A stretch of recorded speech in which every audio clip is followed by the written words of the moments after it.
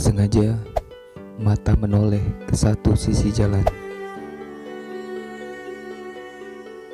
Di situ ada seorang nenek yang mencari sesuatu di bawah pohon jati.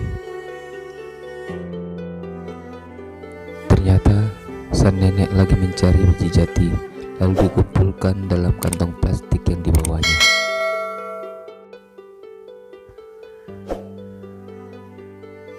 Namanya Nenek Cahaya. Umur 70 tahun. Suami sudah lama meninggal dan Nenek Cahaya tinggal sendiri. Tinggal di gubuk tua, atap rumah dipenuhi batu merah yang diikat tali tanpa menggunakan paku.